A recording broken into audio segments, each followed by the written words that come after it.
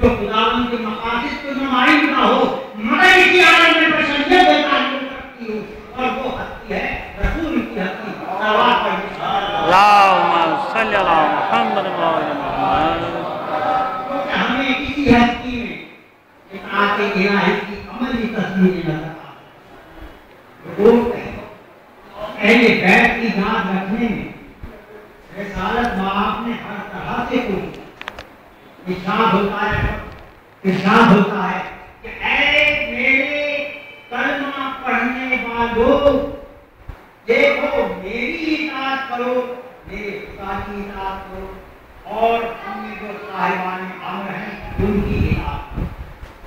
यानी अहले बैत अलैहिस्सलाम की इताअत पैगंबर के सामने हम पर वाजिब करार। तो हमारा फर्ज होता है कि हम पहले खुदा की इताअत करें, रसूल के अहकाम को मानें और अइम्मा मासूमीन के बताए हुए रास्तों पर अमल करें।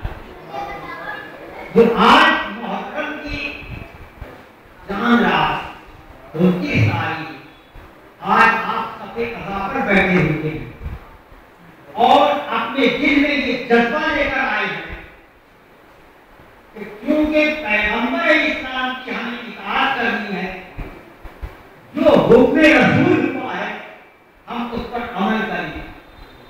तो जिस तरह रिसालत नाम सल्लल्लाहु अलैहि वसल्लम सल्ली अला मुहम्मद व आले मुहम्मद। शहीद नवासे हुसैन को याद रखते थे और उनकी मुसीबत को याद करके अश्क बार होते थे, तो